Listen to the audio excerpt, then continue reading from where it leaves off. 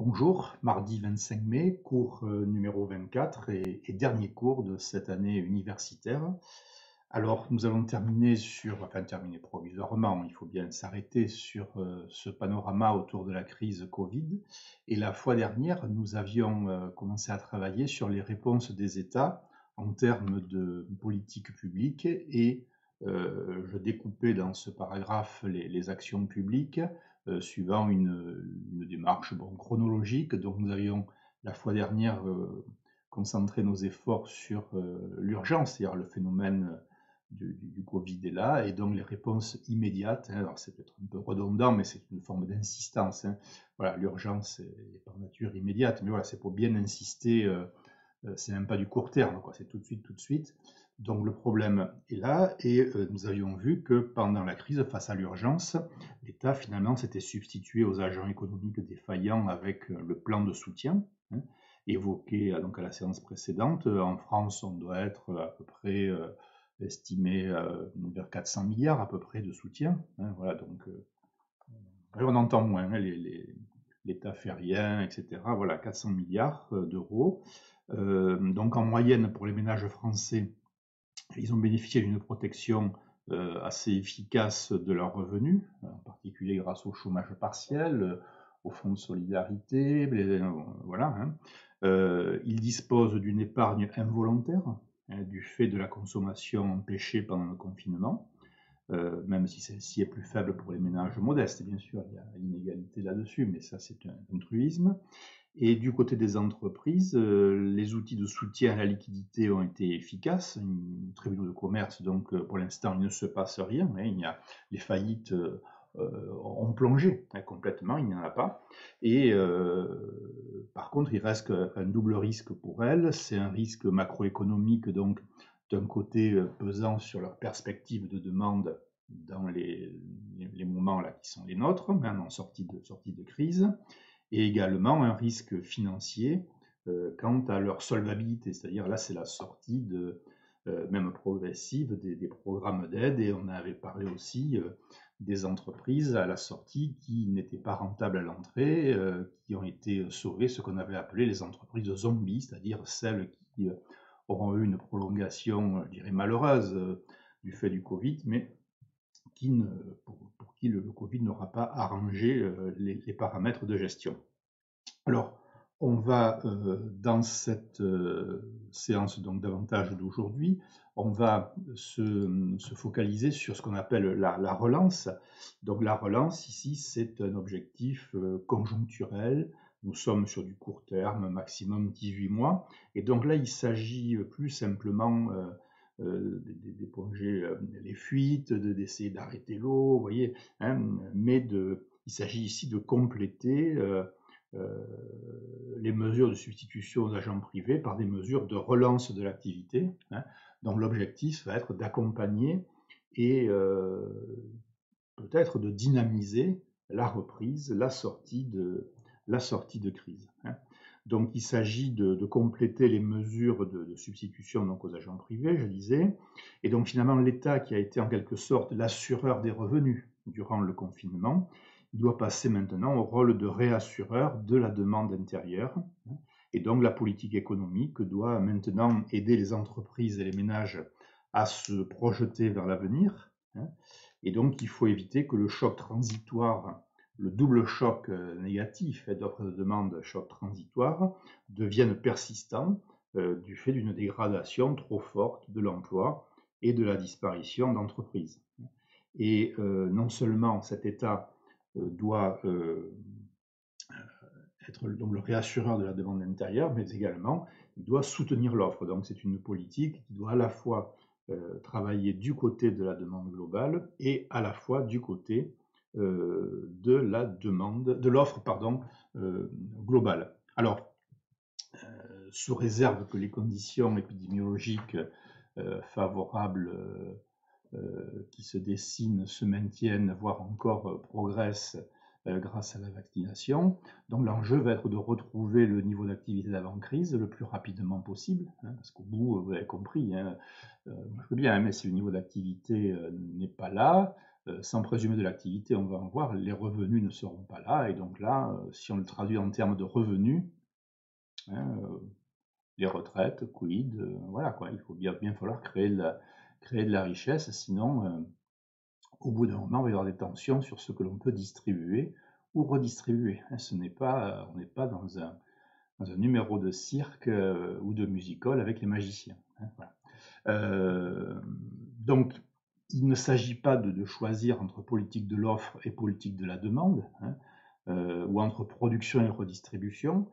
Ça, ce sont des débats mal posés, récurrents sur nombre d'antennes de télé et de plateaux âgés continus.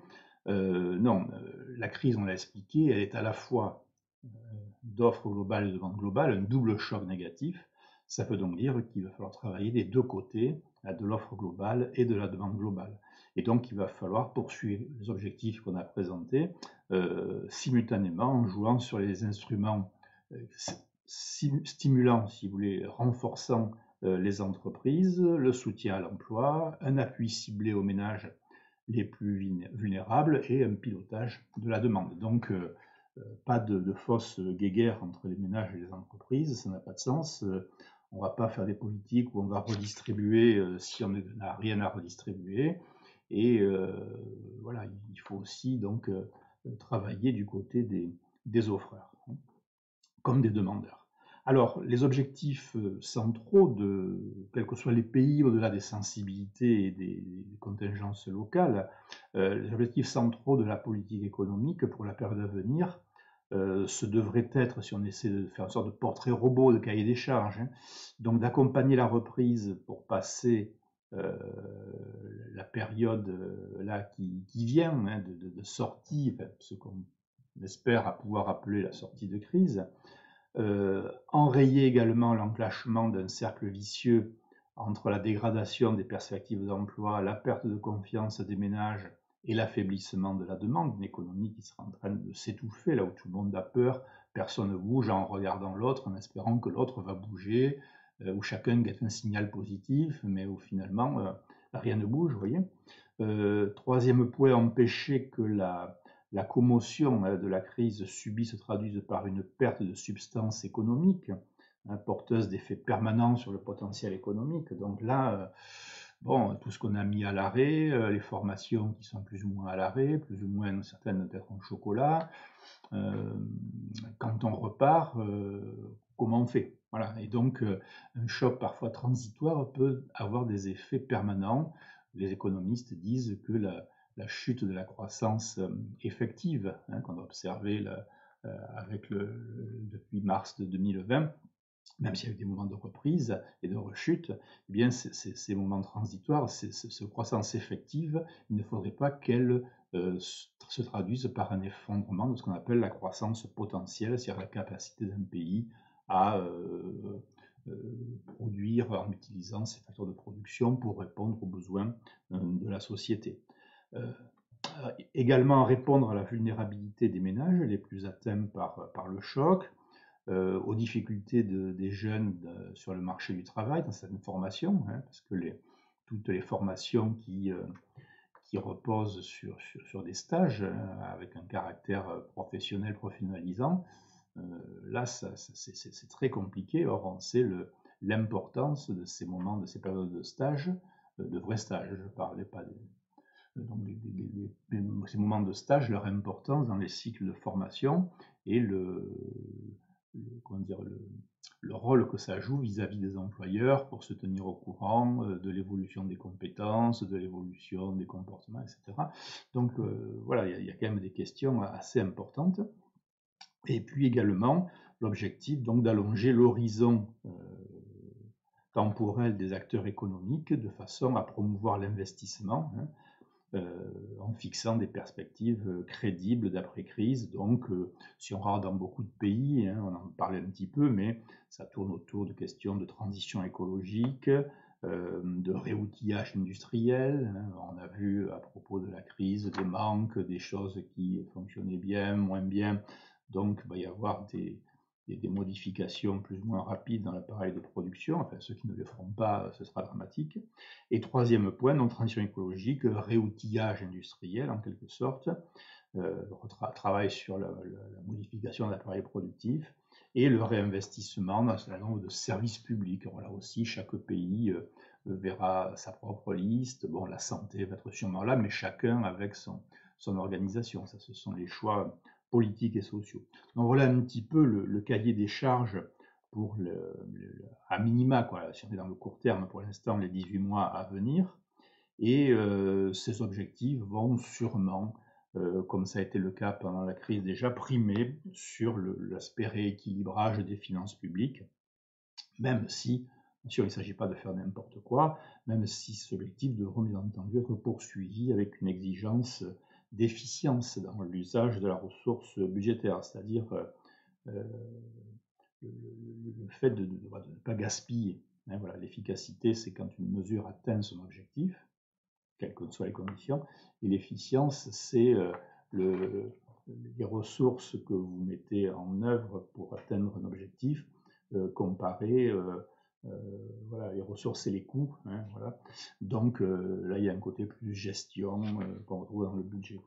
Donc voilà, il semble que on ne va pas se précipiter sur la restauration des comptes publics, et que vont primer les enjeux de transition écologique, de modification de l'appareil productif et de réinvestissement, ici ou là, dans certains aspects du secteur public. Alors on va le voir avec quelques propositions de plans, on ne va pas lister tous les plans, mais je vous en ai sélectionné quelques-uns. On va regarder brièvement, pour pas que ça fasse trop inventaire, quelques exemples de mesures et de plans de relance. Alors j'ai pris la France, les États-Unis et l'Union européenne, hein, voilà, pour avoir un petit panorama comme ça.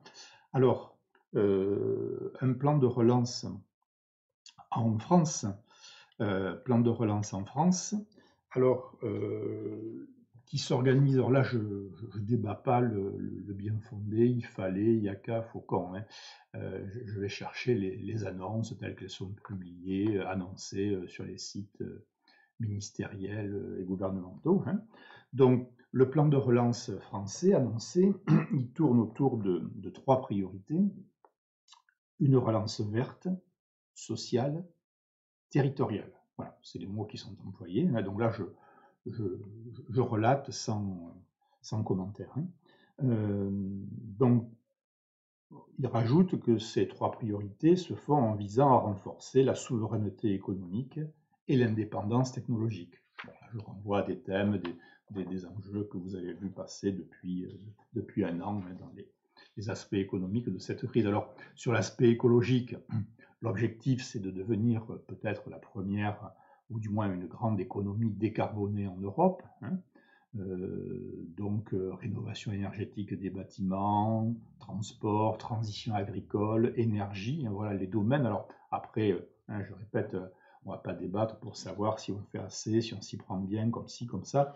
On essaie de montrer des exemples de domaines où on va essayer de soutenir la demande et de travailler l'offre, ce que j'ai présenté dans les grands objectifs du petit A précédent. Hein. Et donc, orienter la croissance de la France vers une croissance plus durable et plus juste, en essayant de moderniser l'économie et peut-être de réussir la transition écologique. Donc voilà, sur ce premier point, un affichage, les mesures, on verra avec le temps et nous verrons ensemble. Deuxième axe, la compétitivité. Hein. Donc retrouver une compétitivité, une croissance, soutenir l'innovation, hein, en opérant une transition environnementale. Donc là, il y a des choses à inventer, environnementale, énergétique, numérique. Bon, il y a encore, j'ai trouvé l'expression employée, relocaliser la production.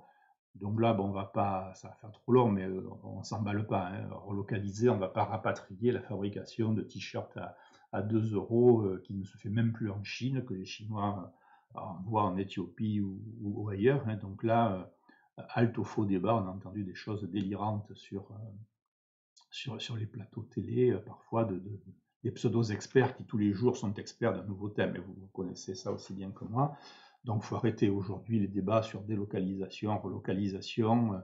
Il y a un relatif consensus et ce qui est parti ne va pas revenir. Il est parti parce que on ne pouvait plus le faire ou il n'était pas pertinent de le faire. Et éventuellement, à la marge, on verra comment rapprocher, comment diversifier. C'est-à-dire, au lieu de dépendre d'un seul fournisseur, on pourrait faire appel à 2 ou 3 fournisseurs localisés sur des continents un petit peu différents.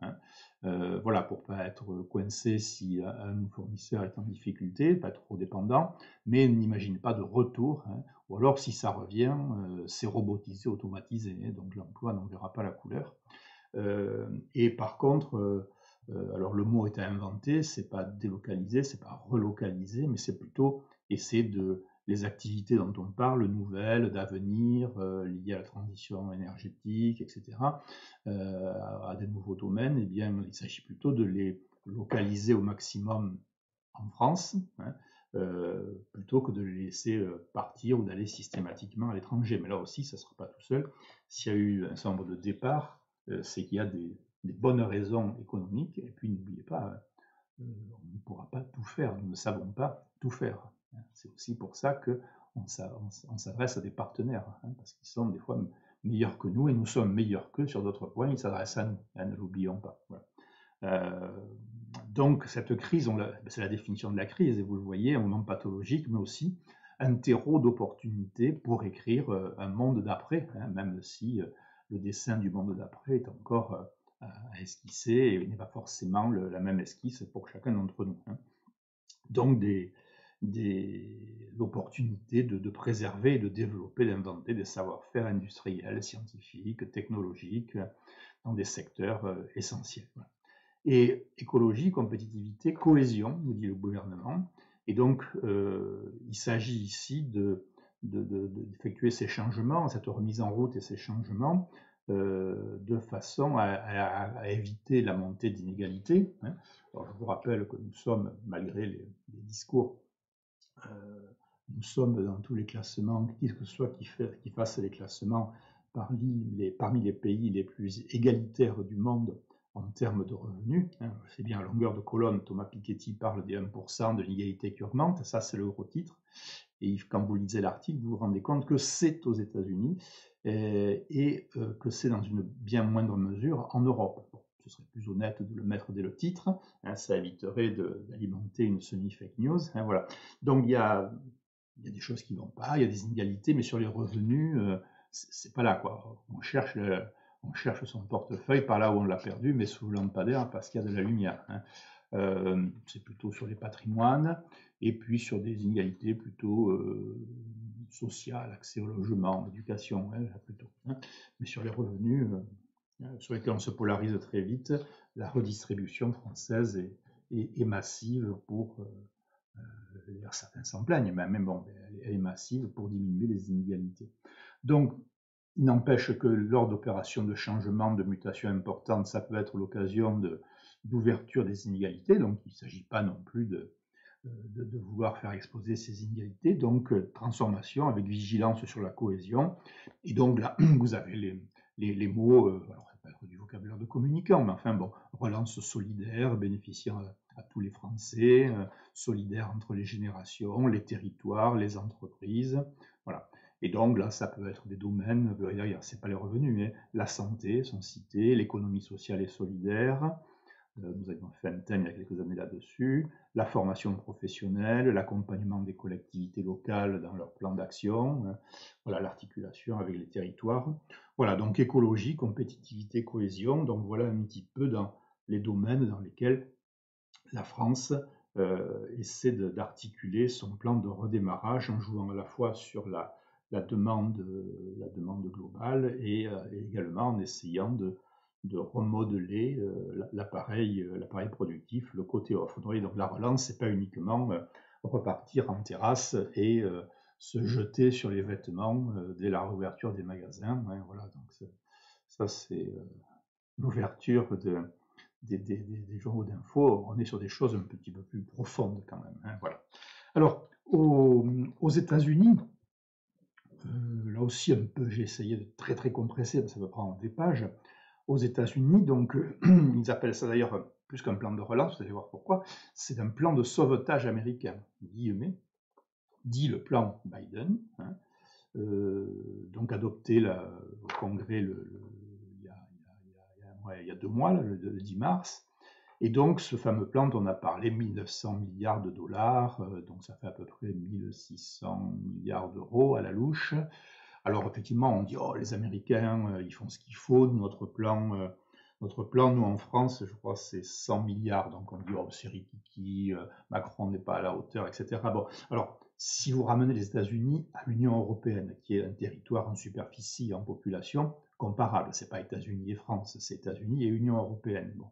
Vous additionnez les plans de relance nationaux, vous y rajoutez le plan de relance au niveau de l'Union européenne, et vous avez à peu près les 1600 milliards du plan Biden. Voilà, quand vous comparez les territoires, mais à superficie, à population équivalente. Donc là aussi, voilà, la France, les États-Unis, le Luxembourg, les États-Unis aussi. Voilà. Il faut réfléchir un peu quand on mène les comparaisons. Alors, ce plan, effectivement important, mais finalement, je viens de vous dire, ramené en comparaison à l'Union européenne, qui est de taille équivalente, hein, à ce qui va se faire chez nous au niveau agrégé. Donc, alors si on regarde les mesures, c'est assez intéressant.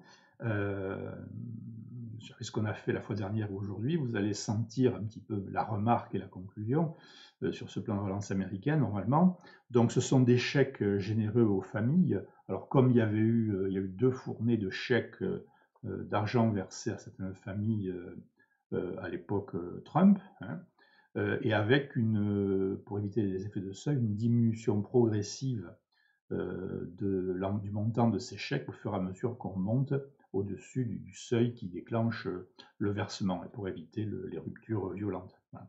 Et à peu près, donc la presse américaine dit à peu près 340 milliards d'euros distribués comme ça, versés sur des comptes en banque des Américains les plus modestes. Donc ça, en gros, la troisième vague plus généreuse, les 2 premières étant les 2 mesures Trump, c'est tout ce qu'il a fait par rapport à ces choses-là. Le maintien jusqu'en septembre, donc là c'est très récent, oui, jusqu'en septembre, à la fin de l'été, d'allocations chômage un peu plus généreuses, des crédits d'impôt aux ménages pour la garde d'enfants, pour les ménages, les familles les plus modestes, des moyens, alors là on le voit, des moyens pour la vaccination, les tests et le suivi. Donc ça c'est peut-être la partie la plus qu'on a vu arriver dès les premiers jours, quoi, de l'équipe Biden, de façon quand même assez spectaculaire, hein. Des fonds pour les crèches, les écoles, les collèges, les lycées, les universités, parce qu'il faut savoir que, bon, je ne veux pas polémiquer, mais enfin, on est quand même un des pays où les écoles ont été le moins fermées, où la scolarité a le plus continué. Alors on pourrait discuter sur la fermeture dans certaines formations, enfin à l'université ou dans les grandes écoles. Moi j'ai eu mes étudiants, j'ai eu de la chance, mais voilà, bon, alors on ne va pas débattre pour savoir si on aurait pu ouvrir davantage les universités, mais enfin il faut savoir qu'il y a nombre de pays, donc aux États-Unis, il y a des écoles qui sont fermées depuis plus d'1 an. Et où les gamins, ils jouent au basket dans la rue, ils sont à la maison, ils regardent la télé, ils sont sur la play. Voilà quoi, donc là, il faut y penser quoi, hein. Donc on râle sur l'organisation, c'est lourd dans l'établissement scolaire, mais enfin si on ne le fait pas, c'est 1 an ou 1 an et demi maintenant de gamins qui n'apprennent à rien. Alors bon, ils sont plus à l'aise sur le joystick et les pouces, je veux bien, mais ils sont peut-être réactifs pour tuer du zombie dans tel ou tel jeu, mais enfin, c'est un peu mince, si vous voulez, sur un parcours de formation, hein, voilà. Donc, il s'agit de remettre d'aplomb le système scolaire américain. Il s'agit également pour l'État fédéral, alors avec, attention, c'est un État fédéral, d'accompagner les États, hein, les collectivités locales, les tribus, n'oubliez pas toute la problématique des collectivités indiennes, hein, des réserves, voilà, et avec les gestions qui leur sont confiées, et donc tous les territoires en général, hein, et donc il s'agit d'aider les administrations locales dans leurs actions, hein, et puis aider les petites entreprises, et en particulier la restauration qui a beaucoup souffert. La culture, c'est pas vraiment une histoire publique, donc c'est pas qu'ils sont pas cultivés, hein, loin de là, mais ça passe pas par les fonds publics, c'est pas organisé comme chez nous. Voilà. Donc, vous voyez, si vous regardez ces mesures, finalement, vous vous dites, oui, mais ça, on en a parlé la semaine dernière. Et donc, finalement, vous voyez, l'essentiel des mesures du plan Biden, là, les plus visibles pour l'instant, c'est du soutien, c'est de l'urgence qui n'a pas eu lieu sous la mandature du précédent, celui qu'on ne doit pas nommer. Donc en fait, il essaie de remettre l'économie américaine à flot. Et alors, on a présenté Biden comme un programme d'ultra-gauche, etc.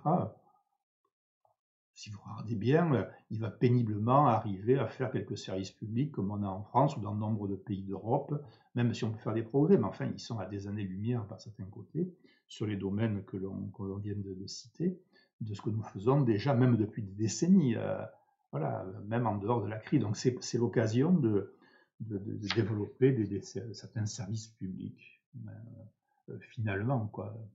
Donc, oui, c'est pas la guerre des étoiles ou c'est pas uniquement aller sur Mars, hein, c'est vacciner, c'est soutenir les écoles publiques, voilà. Donc, alors, ce plan, bien sûr, il est assez important. Il comporte aussi, bon, il y aura fatalement des aspects plutôt d'infrastructure, de moderniser l'économie américaine, mais l'essentiel, c'est de remettre à flot les basiques de l'économie, voilà, qui ont été quand même un peu maltraités depuis 4 ans, quoi, hein, et dégradés en plus par la crise qui s'est abattue sur un système public, voilà, un petit peu qui se délitait, quoi, hein. Donc, il s'agit de mobiliser toutes les capacités de production, sûrement que des inactifs vont devoir retravailler, hein, parce que les systèmes de retraite, ce ne sont pas les nôtres, hein. Nous, les retraites ont été maintenues malgré la crise quand même, hein, donc voilà. Aux États-Unis, on en est loin, hein. Donc, les travailleurs en formation, les entreprises, incitation à investir, et donc c'est un plan qui, même s'il s'appuie sur les basiques, les fondamentaux du développement d'une société, n'est pas exempt d'ambitions plus longues, et il y a un volet additionnel qui viendra normalement dans les mois prochains, qui aux États-Unis taillera quelques mesures davantage en termes d'infrastructures, de développement et des objectifs, voilà, de moderniser les infrastructures aussi américaines sur les routes, les moyens de communication, les transports, les universités. Voilà, il y a des choses qui vont encore se développer et qui vont venir aborder ce plan. Donc un plan de relance américain qui ressemble davantage à notre plan de soutien d'il y a un an, quoi, comme s'il y avait du retard à l'allumage suite à l'inaction relative de l'équipe Trump, quoi, action qui s'est résumée, pas de chômage partiel, hein, mais qui s'est résumée pour l'essentiel à un versement de chèques, dont je vous avais dit, hein. Alors, Biden reprend, pourquoi pas, mais quand même, grosse discussion sur les chèques. Je crois que vous avez dit la fois dernière, un tiers s'est retrouvé en consommation, donc l'effet relance quand même est assez limité. Un tiers a été utilisé par les ménages pour se désendetter dans ces chèques, et un tiers a été épargné. Donc, on peut quand même se demander si cette politique du chèque, comme ça, est vraiment très efficace, si elle ne rate pas une partie de la cible, quoi. Bon, on verra. Troisième exemple, donc voilà, je voulais prendre la France et les États-Unis parce que ce sont deux pays importants, un peu différents dans l'objectif, et puis l'Union européenne, parce que c'est intéressant, elle nous englobe, hein. Donc ici, on est sur un plan à peu près de 750 milliards. Vous voyez, donc ce sont les 750 milliards. Si vous les ajoutez à la somme des plans nationaux des 27 dans l'UE, vous obtenez à peu près le plan Biden, quoi, hein. Et sur un territoire européen, je vous le disais, qui en superficie et en population à peu près, et en PIB, est équivalent à peu près aux États-Unis. Donc ici, 750 milliards dans un plan qui s'appelle... alors les Anglais sont sortis, mais on continue à parler anglais, on l'appelle Next Generation. Et donc les 27, on décide, c'est une grande nouveauté, de s'endetter en commun, c'est-à-dire que ce n'est pas chaque pays qui emprunte, mais pour la première fois, l'Union européenne va emprunter vers un endettement en commun. Hein. Voilà, donc les États étant déjà très endettés, c'est peut-être pas une mauvaise idée, puisque l'Union européenne, elle, ne l'est pas. Hein. Donc elle a une capacité d'emprunt. Voilà. Et à partir de là, quand même, avant de lever un tel emprunt, alors je n'ai pas repris tout ça, mais il y a un certain nombre, nous sommes en Europe, donc il y a un certain nombre d'autorisations par les parlements nationaux, de mesures, alors qu'on peut appeler administratives, politiques, bon, c'est le débat sur l'Europe. Voilà, comme c'est nouveau, il y a tout un tas de choses à mettre en place, mais enfin, c'est lancé. Hein. Et donc, ce plan européen, en fait, il va financer les programmes nationaux, c'est-à-dire qu'il n'a pas ajouté des enjeux européens dans l'absolu, mais il va se traduire par le versement de subventions, à peu près pour 400 milliards d'euros, et sur 350, ouais, ça fait 750, sur 350 milliards d'euros des prêts aux États nationaux. Voilà. Donc on agrège une capacité d'emprunt sous la bannière de l'Union européenne, et à ce moment-là, on abonde les plans nationaux. Donc ce qui veut dire que chaque pays va avoir un morceau de l'enveloppe des 750 milliards, hein, et la répartition, comment elle se fait, en gros, ça dépend de la population du pays, de son PIB, pour mesurer l'importance. Ça dépend aussi de sa situation, pas mal, ça dépend de sa situation économique. C'est-à-dire, on a pris le taux de chômage avant le début de la pandémie, entre 2015 et 2019. C'est-à-dire qu'en fait, deux pays de taille de population équivalente, celui qui est le plus en difficulté économique aura un peu plus de soutien que celui qui est moins en difficulté économique. Vous voyez, donc on n'a pas pris que la taille, on a aussi pris cet indicateur de difficulté initiale lorsque la crise s'est déclenchée. Et donc une partie aussi dépendra donc du taux de chômage et puis l'importance de l'ampleur de la chute du PIB. Donc un pays qui aura connu par la crise Covid une chute de son PIB plus importante que d'autres, verra, toutes choses égales par ailleurs, une contribution européenne plus importante que les autres. Hein, voilà. Donc on a essayé de prendre des effets de taille et puis de situation économique autour de l'indicateur chômage avant la crise et chute du PIB lors de la crise. Ce qui fait que, on va pas détailler pour chacun, la France va en gros voir un financement européen pour son plan de 40 milliards. Vous voyez, donc on part sur 100 et l'Union européenne abonderait pour 40. C'est quand même non négligeable. Hein. Et donc, pour cela, la France, comme d'ailleurs tous les pays, hein, chaque pays doit soumettre à la Commission européenne son plan de relance. Hein, et à ce moment-là, avec un document budgétaire, des engagements financiers. Et donc, il faut, ça c'est les États se sont mis d'accord entre eux, il faut que dans ce plan de relance, il y ait en particulier des mesures qui aient un caractère d'action sur l'environnement et qui visent à la transition énergétique. Hein. Et il faut des actions qui, alors pour 37%, je crois qu'ils sont mis d'accord, hein, c'est l'Union européenne, donc 37 et pas 36, 37, et pour 20% qui, par exemple, qui amènent des mesures qui amènent à la digitalisation de l'économie. Vous voyez.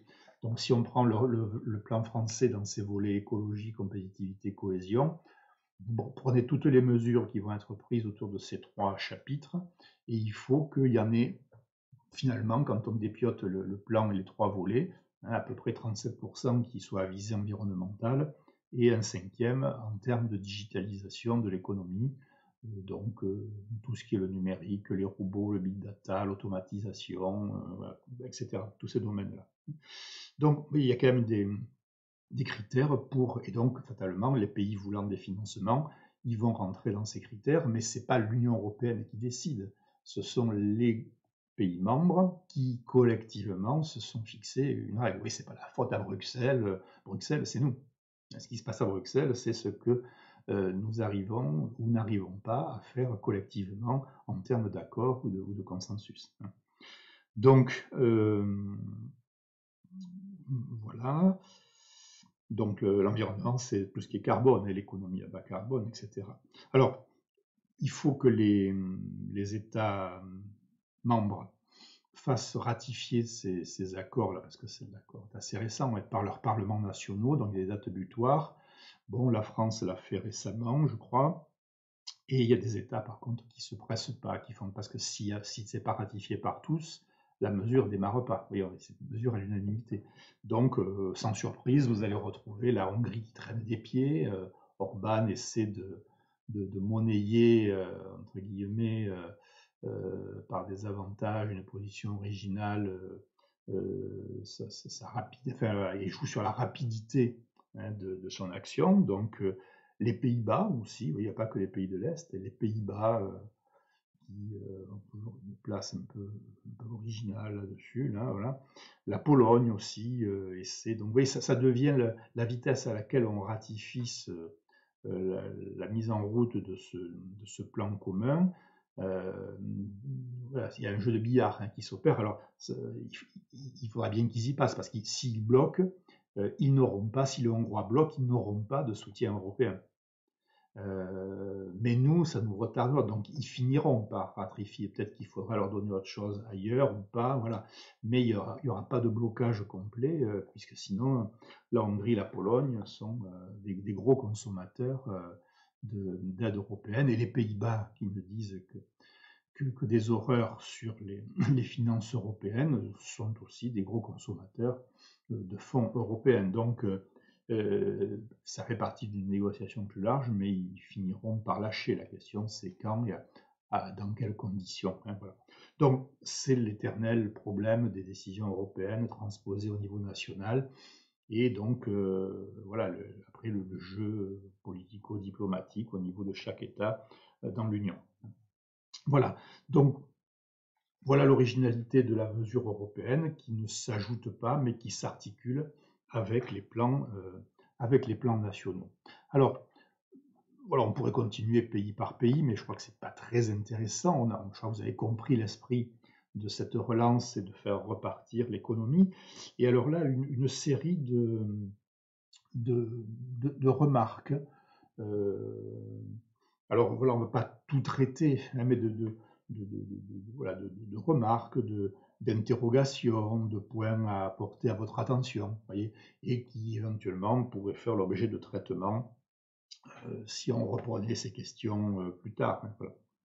Alors, des réflexions autour de ce que nous venons de voir, de l'idée de relance de l'économie, là, avec ce qu'on a vu, les objectifs, et quelques exemples dans les 3 plans de relance que nous avons regardés. Alors, vous voyez, on a déjà vu que le soutien, hein, c'est le mot à coller à l'urgence immédiate, et la relance ne sont pas toujours clairement distincts, hein, c'est la remarque qu'on faisait avec les Américains, hein, où le plan Biden vient finalement combler avec décalage les lacunes de l'administration précédente, et aussi d'amplifier des choses, hein, vous voyez, mais dans le plan Biden, il y a beaucoup de choses que nous avons déjà faites en Europe dans le volet urgence immédiate, hein. Ensuite, la question, je vous l'ai déjà dit, mais j'insiste beaucoup là-dessus, pas de faux débat sur faut-il agir sur l'offre ou sur la demande.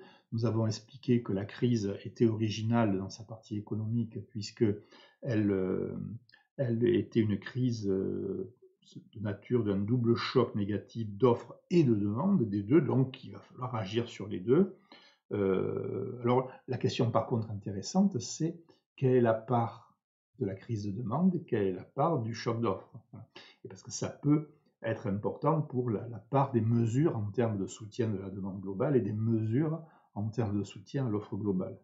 Alors, c'est intéressant qu'en France, il y a une étude récente là où l'INSEE, des organismes de recherche économiques ont essayé de mesurer un petit peu la part de l'offre et la part de la demande dans la crise.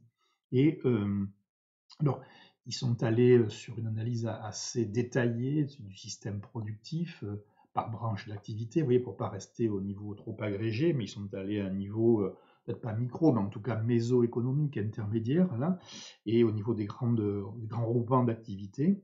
Et ils ont montré que les problèmes d'offres, alors fermeture administrative, absentéisme, lié à la fermeture des écoles, difficultés d'approvisionnement, les magasins fermés, hein, voilà, administrativement, non essentiels, etc., eh bien, c'était responsable à peu près des 2/3 de la chute de l'activité. Donc la crise était dans le choc d'offres, en gros, et le choc de demande, un choc d'offres pour 2 tiers, et à peu près donc un tiers, un choc de demande, une chute de la demande finale, et l'un pouvant alimenter l'autre. Si les magasins sont fermés, problème d'offre, non disponible, la demande n'est pas là, ou alors elle peut contourner le magasin si on se reporte sur des offreurs qui font de la vente en ligne. Vous voyez, un libraire qui ne veut pas ouvrir, comme ça s'est passé. Premier confinement, Bruno Le Maire, je vous rappelle, met les librairies sur la liste des magasins essentiels, et il se prend une bordée de la part du syndicat des libraires qui refuse d'être commerce essentiel et qui demande à être fermé pour pouvoir bénéficier des aides. Et après, bien sûr, tous les beaux esprits vont se répandre en disant c'est scandaleux, le pouvoir considère que la culture c'est rien, que les livres c'est pas important, que c'est pas essentiel. Or, je le répète, ce sont les libraires eux-mêmes, par leur syndicat, qui ont demandé à être fermés. Moyennant quoi, eh bien, ils ont fait le bonheur de Monsieur Amazon. Voilà. Et donc après, on va manifester contre Amazon. Il aurait peut-être été plus simple d'ouvrir les librairies, de se retrousser les manches et de faire du click and collect. Un libraire de quartier, il connaît les gens, voilà. Il peut, avec un comptoir, un masque, c'était possible. Comme beaucoup l'ont fait, on a fait de la restauration à emporter, on aurait bien pu faire de l'emport de livres de poche. Ça ne me semble pas très compliqué. Voilà, donc n'oubliez pas, est-ce que c'est le vilain gouvernement ou est-ce que ce sont les libraires qui n'ont pas voulu ouvrir? Alors, peut-être qu'il y en a certains qui ont voulu ouvrir, mais majoritairement, par leur syndicat, ils ont obtenu le classement en non essentiel. Voilà. Donc, vous voyez que l'offre peut alimenter la demande, et comment vous réglez l'offre? Ça implique ici des actions sur la demande qui peuvent à leur tour modifier l'offre en développant le commerce de livres en ligne. Tout le monde reviendra-t-il chez son libraire? Ce qu'il n'avait jamais fait, quand ils verront à quelle vitesse on est livré par Amazon ou par des officines comme ça, il risque d'y avoir des lendemains qui déchantent pour certains, et la facture risque d'être cash pour certains producteurs qui n'ont pas vraiment joué le jeu. Alors, voilà, 2 tiers sur l'offre, un tiers pour la demande. Donc, vous voyez qu'il ne va pas uniquement s'agir de distribuer du pouvoir d'achat et de réouvrir les magasins pour que l'économie reparte. Sinon, au moins 2 tiers du problème ne sera pas réglé. Tout ceci repose sur l'idée que les contraintes sanitaires résiduelles, les jauges, voilà, ne viendront pas compliquer les choses. S'il faut maintenir pendant longtemps une jauge à 50% sur les terrasses, les restaurants, les salles de spectacle, eh bien, dans ce domaine, par exemple, de la culture, vous diminuez l'offre par 2, voire peut-être plus, parce que certains vont dire, bon, je pourrais ouvrir à moitié avec une jauge de 50%, mais ce n'est pas rentable, je n'atteins pas mon point mort, c'est pas suffisant, et à ce moment-là, je préfère fermer plutôt que de perdre de l'argent en travaillant à demi, avec une demi-jauge. Donc, il y a des questions qui vont rester. Est-ce que l'offre globale, la demande globale vont bien s'apparier? Par exemple, si vous prenez dans le tourisme, là, tout le tourisme d'affaires un petit peu, voilà, a beaucoup stoppé. Or, il y a des activités, des hôtels, les palais des congrès, tout ceci vit essentiellement par ce tourisme-là. Et il n'est pas évident que le tourisme local vienne remplacer un centre des congrès. Vous ne pouvez pas lui substituer en clientèle le touriste français qui allait à la plage, il ne va pas aller, oh tiens, on va aller au centre des congrès. Non, ça ne va pas se passer comme ça. Donc, il se peut qu'il y ait des reports. Si les touristes étrangers, il y a des nombre d'équipements culturels, hôteliers, voilà, de restauration qui ne vivent que ou majoritairement par un tourisme très particulier d'affaires ou international, ou alors non affaires mais international, et donc suivant l'ouverture des frontières, etc., et même les frontières ouvertes, le comportement des gens, l'audace, la peur, etc., il se peut très bien, et donc vous ne pouvez pas reconvertir un appareil pour une autre clientèle, un centre des congrès, je je vous dis, vous ne le refaites pas partir avec une autre clientèle que des congressistes. Donc, il y a des questions là-dessus. Quid également de la capacité de l'outil de production, dans le capital et le travail, à redémarrer immédiatement au même niveau de productivité qu'avant la crise, après de longs mois d'activité. Donc, il y a peut-être des pertes d'expérience, d'entretien des équipements, des difficultés d'insertion de jeunes dans les entreprises pendant la crise. Donc, est-ce qu'on va trouver toute la main-d'œuvre? Quelle va être la productivité quand des gens ont cessé des fois toute activité ou une bonne partie pour les travailleurs saisonniers? Peut-être que pendant les mois de fermeture, eh bien, ils se seront reconvertis, ils se seront réorientés vers de nouvelles activités. Et c'est pas dit que parce que, d'ailleurs, vous l'entendez, hein, les restaurants réouvrent, les hôtels vont aussi, mais leur grosse inquiétude, c'est qu'ils ne retrouvent pas leur saisonnier habituel, parce que bon, certains vont revenir, mais d'autres, voyant que ça s'éternisait, ils ont essayé de faire des formations, ils sont repositionnés sur autre chose. Et s'ils ne sont pas sûrs d'une reprise, par exemple, de l'hôtellerie-restauration, ils vont garder leur job de substitution aussi longtemps qu'ils vont le pouvoir. Et voilà, ils ne vont pas revenir si c'est, voilà, en se disant, ben, si ça referme dans 3 mois l'hôtel-restaurant, ils auraient perdu leur job en revenant trop vite. Donc, c'est pas, vous allez avoir peut-être à la fois des problèmes de recrutement et de manque de main-d'œuvre sectorielle ici ou là qui vont être compliquer l'articulation entre l'offre et la demande, puisque si les hôteliers, si les équipements touristiques, culturels ne retrouvent pas leur personnel parce que les gens vont sur autre chose ou sont en attente, eh bien, à ce moment-là, c'est l'équipement qui ne peut pas tourner, et donc la demande ne trouvera pas une offre en face, et donc l'appariement offre-demande pourrait mal se faire. Hein.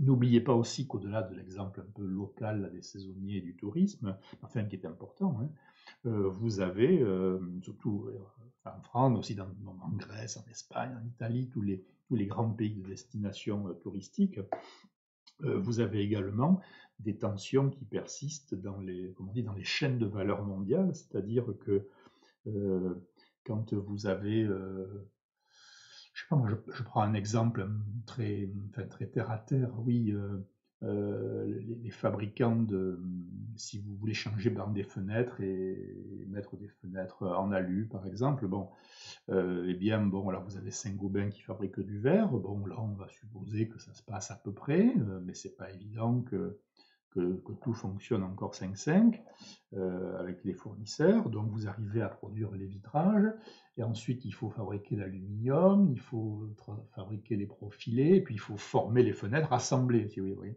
Et par exemple, vous avez nombre de marques où l'assemblage se fait en Europe de l'Est, et donc, eh bien, l'assemblage en Pologne, ces pays d'Europe de l'Est, ils sont assez touchés par le Covid, et donc les usines tournent à petite vitesse. Et moi, je discutais avec un menuisier poseur, donc de menuiserie, là, et sur les ouvertures, et il disait, on a les carnets de commandes pleins, mais la fourniture ne suit pas, on commande, mais les usines tournent à petite vitesse parce qu'ils ont un tiers de l'effectif qui est à la maison, confiné ou à l'hôpital. Voyez, et donc, suivant comment, dans différents pays, suivant les relations de clients-fournisseurs, comment les relations s'établissent, il peut y avoir ici des retards, des pénuries sectorielles là, et pouvant alimenter éventuellement un petit peu d'inflation, hein, qui serait la traduction de ces pénuries partielles. Donc, si vous voulez, l'appareil productif est encore désorganisé, hein, du fait de gens malades, de gens qui ne sont plus disponibles, d'activités qu'il faut faire repartir, voilà quoi, de cas contacts périodiquement, donc du retrait. Voilà, quand vous avez 4-5 personnes qui se mettent en retrait sur une chaîne, bon, ben, la chaîne est interrompue, hein, même si vous pouvez, alors vous pouvez essayer de trouver l'intérimaire, mais ça ne se fait pas forcément comme ça.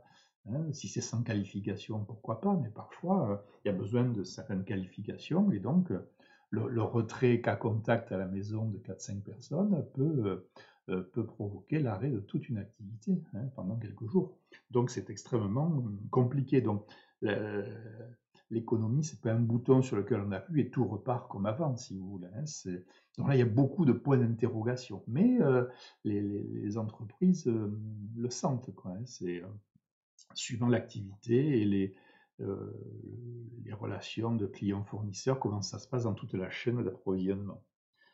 Vous avez également des questions sur l'épargne, on avait parlé, qui a été accumulée de façon forcée durant la crise, hein, puisque l'offre étant contrainte, la demande ne s'est pas formée sur ces activités, et donc il y a des dépenses qui n'ont pas été effectuées, et donc il y a une épargne assez considérable hein, qui a été, alors inégalement répartie, bien sûr, plus chez les hauts revenus que chez les bas revenus, mais en gros, on a vu ce comportement d'épargne assez répandu, hein, y compris sur des catégories populaires à budget plus serré, mais où chacun finalement avec ses moyens, alors certains c'était la non-dépense et d'autres c'était des économies en se disant bon ben de quoi sera fait demain et donc essayer tant bien que mal de se constituer une épargne, on appelle ça de précaution, hein, d'autant plus que les temps futurs sont radicalement incertains. Hein. Et donc, oui, nous avions parlé de Keynes et du comportement de préférence pour la liquidité. Alors là, on est en plein. Keynes a raison à 100% sur ce point. Mais là, c'est malheureusement, la crise, mais enfin, ça valide au moins cet argument-là. Et donc, la grande question ici, c'est cette épargne qui a été accumulée, qui est extrêmement conséquente. Est-ce qu'elle, avec la reprise, est-ce qu'elle va sortir du bois, ou du moins elle va sortir des bas de laine, c'est-à-dire est-ce qu'elle va revenir dans le circuit, ou est-ce qu'elle va continuer à être sur des comptes en banque ou sur des livrets A, hein. Là aussi, c'est pas la finance, elle n'a pas du gain, etc. Sinon, l'épargne n'aurait pas été déposée. Elle est massivement sur des comptes bancaires non rémunérés et sur des livrets A qui sont certes rémunérés, mais enfin, on peut considérer que c'est quasiment aussi peu rémunérateur qu'un compte courant. Hein. Donc, n'a pas du gain financier. Là, il faut éventuellement ne pas aller trop vite là-dedans. Hein. On garde l'épargne par devers soi en cas.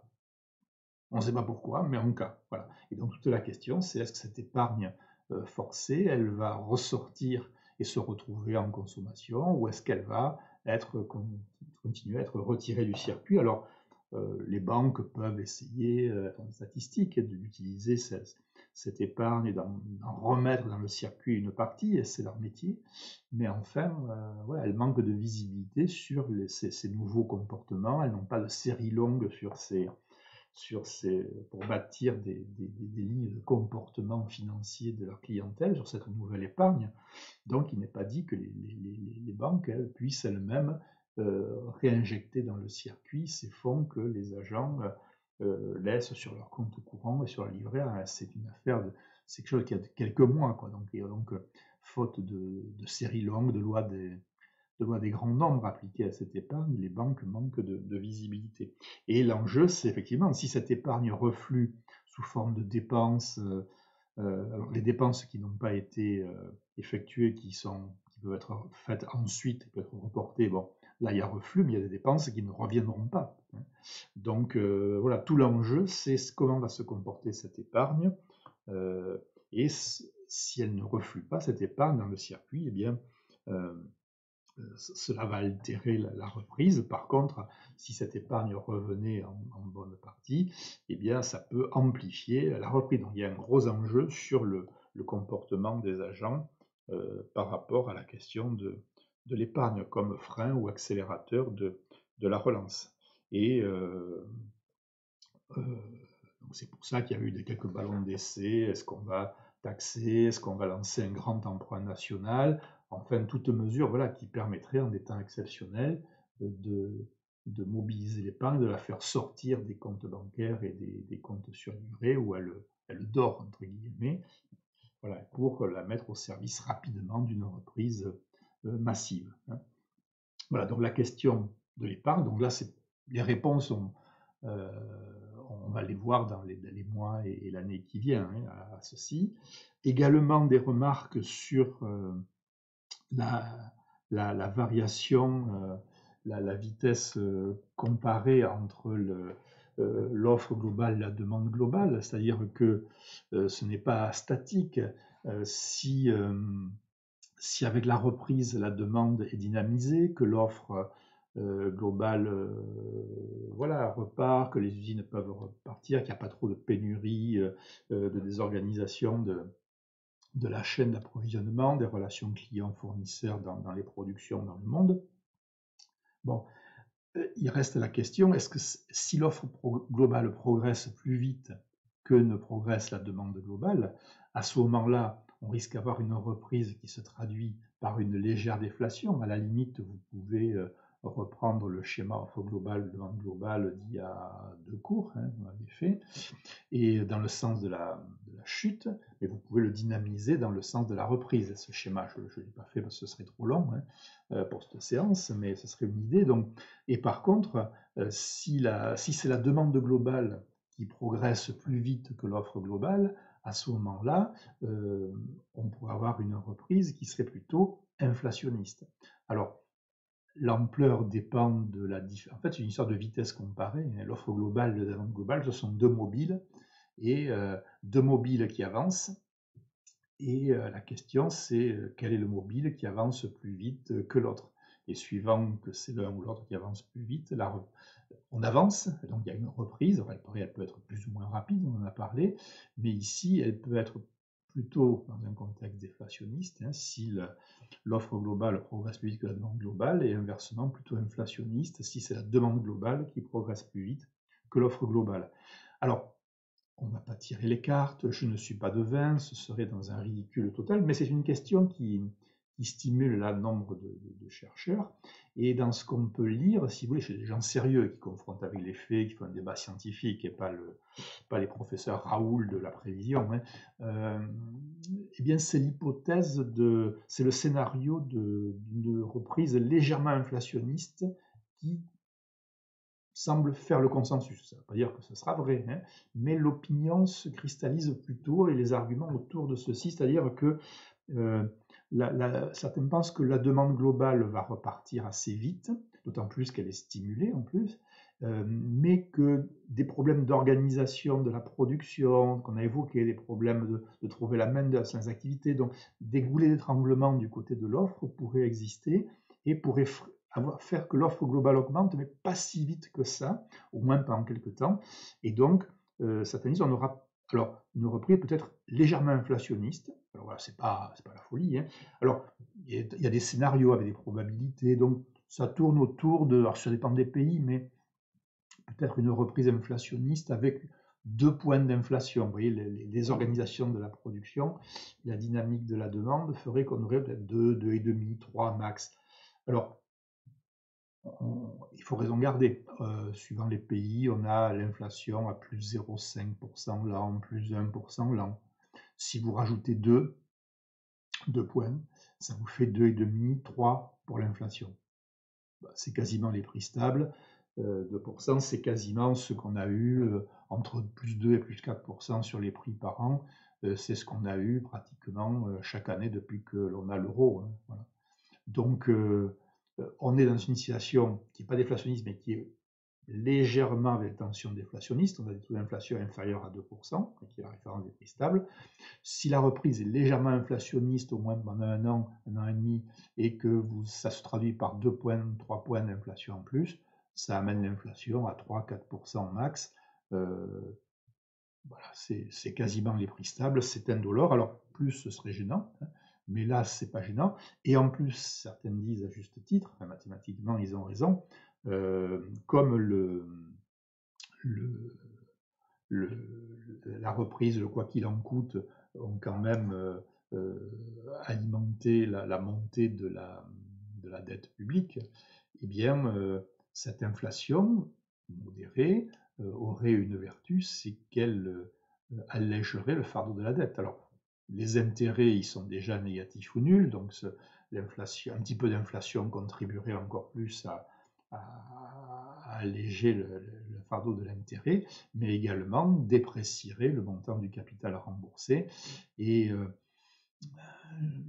si on prend l'histoire économique sur temps long, hein, les deux façons de solder des dettes publiques importantes dans l'histoire, ça a toujours été l'inflation et ou les guerres. Alors, si on pouvait éviter les guerres, il nous reste l'inflation. Si on pouvait éviter l'hyperinflation avec toutes les désorganisations que ça entraîne et les drames, ce serait pas mal non plus. Et donc, l'idée, c'est que finalement, même si la reprise se fait dans un contexte légèrement inflationniste, mais je dis partant de moins que les prix stables, un peu d'inflation, ça nous fait une reflation vers une inflation à 3-4% l'an. Je vous dis, comparé avec les statistiques du taux d'inflation de la création de l'euro, par exemple, à 2008, vous trouvez qu'on trouverait ce régime d'inflation qu'on avait perdu. Donc ce n'est pas une grosse inquiétude, si vous voulez, tant que ça reste mesuré. Il n'y a pas de raison qu'il y ait des pénuries lourdes, massives et globales, qui amèneraient plus d'inflation. Et puis j'évoquais l'interrogation de cette longue série de remarques, la question de la dette publique. Alors là, on en parle un peu, on y fait 15 heures, donc je vais prendre la première option. L'idée ici, c'est que le quoi qu'il en coûte et les plans de relance se financent en partie, bien sûr, par de l'emprunt, de l'endettement. Donc, je vous rappelle quand même qu'il y a quelques séances sur le blog, de ça, je crois qu'il y a 2-3 ans, on avions fait un thème sur la dette publique et la soutenabilité des dettes publiques, et nous avions expliqué que la dette pour un État ne se concevait pas comme la dette pour un particulier, excusez-moi, si pour un particulier, pour un agent privé, la durée de vie est a priori finie. D'ailleurs, vous savez, quand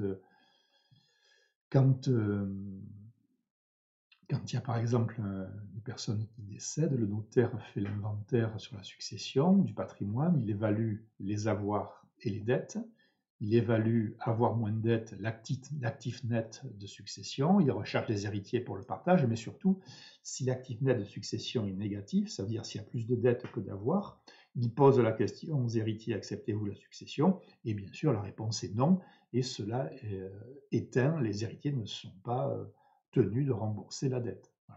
Et généralement, les héritiers disent plutôt oui lorsque l'actif net, lorsqu'il y a plus d'avoir que de dettes, lorsque l'actif net est positif. Donc, vous voyez, la durée de vie pour un agent privé est un horizon fini. Et donc, un agent privé doit rembourser ses dettes, sauf dans le cas de la succession, lors d'un décès, où là, on protège les héritiers, ce qui paraît relativement raisonnable. Pour un État, la règle du jeu est totalement différente. Je vous l'avais déjà dit à cette occasion. Si vous entendez quelqu'un qui vous expliquer la dette d'un État en faisant une analogie avec la dette d'un ménage ou qui vous parle de gérer l'État comme un bon père de famille, partez en courant, c'est un escroc. Il raconte n'importe quoi et c'est expliqué dans à peu près tous les manuels d'analyse économique aujourd'hui. Pas besoin d'avoir fait un master en sciences économiques.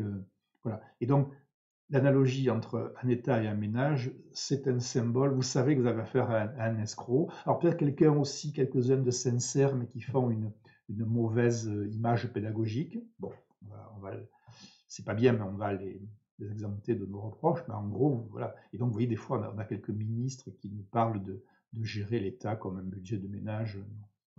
L'État a un horizon de vie a priori infini, ce qui fait que l'État n'est pas tenu de rembourser sa dette. Attention, ça ne veut pas dire n'importe quoi, mais ça veut dire qu'un État, chaque jour, enfin, périodiquement, à la fois il rembourse, il paie des intérêts sur le budget de l'année et il réemprunte. Et ça, voilà. Donc après, il y a des conditions de pilotage en termes de dynamique temporelle pour que la dette soit soutenable. On avait expliqué que la dette dépendait de l'état des taux d'intérêt, le coût auquel vous empruntez, du taux de croissance, la vitesse à laquelle vous générez de quoi payer les intérêts. Ça dépend de votre dette passée, ça dépend du déficit budgétaire du moment. Et donc, il y a plusieurs paramètres. C'est un système multifactoriel. Et donc, voilà, c'est un problème d'optimisation dynamique en mathématiques. Et donc, on sait piloter un peu comme une fusée, une trajectoire. Il y a des paramètres, un tableau de bord pour piloter l'évolution de la dette. Et donc, on sait quand est-ce qu'une dette est soutenable, insoutenable, mais jamais un État ne fait faillite au sens entrepreneurial du terme. Hein. Et donc, ce qui fait que bien, la dette des États a augmenté, oui. Personne n'a envisagé qu'il en soit autrement, hein, d'ailleurs, je vais vous faire remarquer. Là, tous les débats se sont éteints. Et maintenant, eh bien, donc, qu'est-ce qui se passe? Eh l'État, il va emprunter, l'État, il va rembourser, et pour la plupart des pays, ça va se passer sans trop de drame, et il faut générer sur une année suffisamment de richesses pour pouvoir payer les intérêts. Et donc, en fait, ce qui va se passer, c'est comme on dit dans le jargon, on va faire rouler la dette. Alors, ça ne veut dire pas avec négligence, hein, attention, mais et en essayant de piloter une trajectoire. Alors, certes, effectivement, freiner sa progression, voilà, mais sur des horizons extrêmement longs, hein, puisque là aussi, on sait depuis la crise de 29 que, contrairement à l'adage qui dit que qui paie ses dettes s'enrichit, pas du tout. Hein, il ne s'agit pas de ne pas payer et d'être un créancier peu scrupuleux, mais en gros, vouloir payer cette dette trop vite peut accroître le problème. Voilà. Donc là, je vous renvoie sur le blog, aux archives, sur la question de la dette publique et sa soutenabilité. Donc, ce n'est pas un gros sujet d'inquiétude chez les économistes, enfin les spécialistes de ces questions, quoi. Ce qui ne veut pas dire, attention, dans la mesure où la dette, on continue à la gérer et on veille à sa soutenabilité intertemporelle. Voilà. Alors, dernier point pour terminer, parce qu'il faut bien, c'est de voir aussi qu'à côté des mesures donc de l'urgence immédiate, de la relance conjoncturelle, donc sur un horizon de 18 mois, il y a des mesures à horizon moyen-long terme qui sont des mesures de réorientation, peut-être, je suis prudent, de la croissance. C'est-à-dire que, vous vous souvenez, on avait défini au tout début la crise, on avait fait référence au dieu Janus, la bifront, c'est-à-dire que la crise est à la fois un moment pathologique, donc ça on a bien compris, et également un moment où on va dépasser, ou essayer de dépasser les problèmes. Alors, je ne vais pas dire que la crise est une chance, ça c'est du jargon de communicant, mais c'est quand même un petit peu l'idée. Et, et donc, en fait, c'est de voir ici, enfin, brièvement, hein, que la crise sanitaire, dans son volet économique, ne se réduit pas au choc macroéconomique, au double choc macroéconomique dont nous avons parlé, avec relance ici jusqu'à présent. Il est, on l'entend bien. Alors, c'est pas le débat sur le monde d'après, bon, ça c'est infantile, c'est consternant. Par contre, ce qui est sûr, c'est que ça pose des questions sur une réorientation à plus long terme, des priorités collectives, des mutations du régime de croissance dans les économies. Et donc, les mesures économiques présentes, immédiates et à venir vont se caractériser par une exigence renforcée de changements écologiques en termes de décarbonation de nos modes de production et de vie.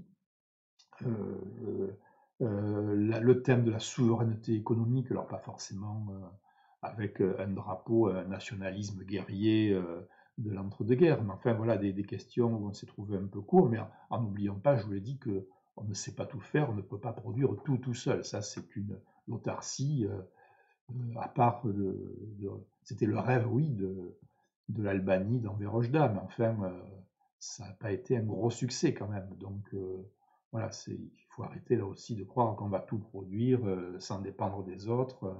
Hein, ça n'a pas de sens. Hein. Donc, mais bon, ça peut quand même ramener qu'est-ce qui relève de la souveraineté, ou est-ce qu'il faut être plus autonome. Voilà, ça c'est quand même des vraies questions. Hein.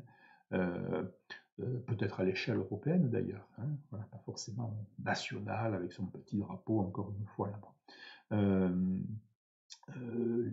L'intensification de la numérisation de la société. Vous voyez, nous y sommes. Alors j'espère qu'en octobre ou en septembre, on pourra revenir en présentiel, bien sûr, mais enfin, si vous faites le bilan depuis 1 an et demi, le niveau moyen de compétences numériques du français moyen a explosé. C'est quelque chose d'extraordinaire. Il y a des gens, je ne sais pas, mais il y a peut-être certains d'entre vous qui font des choses qu'ils n'avaient pas imaginées et penser dans le monde du travail. Enfin voilà, il y a un tas de changements. Et puis tout ce qui ne relève pas de notre vie individuelle, qui est autour de l'automatisation, de l'Internet des objets, qui est en fait l'autre nom de la 5G. C'est pas pour voir plus vite du porno dans l'ascenseur, comme disait le pathétique maire, je crois, de Grenoble. La 5G, c'est une histoire, c'est pas pour les ménages, c'est une histoire voilà, de communication entre objets, d'automatisation, de robotisation, c'est une histoire d'entreprise et d'industrie. C'est là l'enjeu. Beaucoup de la télémédecine, des choses comme ça. Et donc là, il y a des enjeux extraordinaires. Les gains de productivité, de richesse sont en grande partie là. Hein. Et tous les efforts accrus dans le domaine de la santé et les services contribuent au bien-être collectif. On a vu qu'il y avait ici ou là des trous dans la raquette, des choses qu'il fallait changer, arrêter. Et donc ce sera peut-être voilà, l'occasion de remettre à plat et d'améliorer un modèle de développement. Hein. Donc ça va se traduire par le vieillissement accéléré du stock de capital existant, ça va amener par ailleurs des investissements dans les technologies, des secteurs, des produits sur de nouvelles priorités, et donc ça va peut-être, ces mesures de court terme, elles ont aussi un impact sur long terme, elles ne disparaissent pas au bout de 18 mois, et donc il s'agit de prendre des mesures aujourd'hui qui ont un effet de relance, mais des mesures qui ont aussi un effet de peut-être structurant, à horizon peut-être 5, 10, 15, 20 ans, 30 ans et au-delà. Et donc ça va se traduire certainement, comme toujours dans ces périodes-là dans l'histoire, je ne suis pas devin, il suffit de faire un peu d'histoire économique, dans ces moments comme ça peut se traduire par des reculs de production ici ou là, du chômage ici ou là dans les activités, alors après ça dépend comment on l'accompagne, le temps que des investissements dans d'autres domaines porteurs portent leurs fruits et permettent de repartir et de gérer la réorientation de cette économie. Donc avec des tâtonnements, parce qu'on ne sait pas exactement de quoi on a besoin pour demain, on peut se tromper, donc l'incertitude est assez forte, mais c'est l'enjeu de la réflexion, et donc de débats politiques, économiques, sociaux, pour dégager des consensus, trouver des priorités, mais autrement qu'en tirant au sort peut-être quelques pimpins qui, voilà, 3 mois après, produisent quelque chose. Voilà, il y a quand même voilà, à organiser ça. On a su le faire pour la reconstruction et après, dans les années 50, autour du commissariat au plan, alors pas le plan soviétique, mais en France, le plan à la française, donc dans des moments de reconstruction, entre guillemets, qui sont peut-être des analogies avec ce qu'on vit aujourd'hui, sans l'aspect de guerre, mais voilà, il y a des pratiques qu'on a connues qui pourraient être utiles, voilà, mais à condition de ne pas opposer le citoyen à l'expert, peut-être en les faisant discuter, hein, voilà. Alors qu'actuellement, on est plutôt sur quelque chose anti-expert, anti-élite, comme si le fait de savoir quelque chose vous marquez au fer rouge et vous disqualifiez. Voilà. Donc, on n'a pas fini. Hein, et donc, c'est l'idée qu'on serait un peu dans un monde qui changeait déjà, mais qui va peut-être changer de façon accélérée. Mais c'est l'occasion pour moi à la fois de clôturer le cours, hein, par la force des choses, mais également pour ceux qui me suivent, je le remettrai sur le blog, mais d'annoncer que pour l'an prochain, j'ai choisi, sans vous consulter, c'est compliqué, de travailler sur le thème innovation et croissance, hein, qui serait un peu la suite de mon propos ici. Donc, parce qu'il y a eu des travaux, il y a eu des publications intéressantes là, je crois que c'est un domaine où on peut prendre des exemples et on peut comprendre comment marche l'économie autour de ces questions. Voilà, il y a eu des travaux extrêmement stimulants, des choses, enfin pas forcément nouvelles, mais voilà, une accumulation de choses intéressantes, je crois, qui méritent qu'on y consacre peut-être l'an prochain un peu de temps et comme ça on pourra mieux comprendre ce qui se passe, peut-être comprendre vers où on va, prendre des exemples, s'appuyer sur ce qu'on a connu dans le passé pour mieux comprendre le futur. Voilà, donc il y a de quoi, je crois, faire un thème intéressant. Enfin, c'est ainsi que je l'ai pensé. Donc je m'arrête là pour ce cours et également pour cette année universitaire. Donc je vous remercie pour votre attention Et j'espère que tout ceci vous a plu, malgré la difficulté de l'exercice. Bien sûr, tout le monde préfère en présentiel, mais bon, on peut aussi ne rien faire. J'ai pensé qu'il valait mieux travailler par la vidéo, même si c'est un pis-aller. Et donc, j'espère vous retrouver, mais plutôt en face à face, enfin, du moins tous ensemble, à la prochaine rentrée universitaire. Et d'ici là, je vous souhaite le meilleur et de passer donc un bel été. Allez, à bientôt, merci.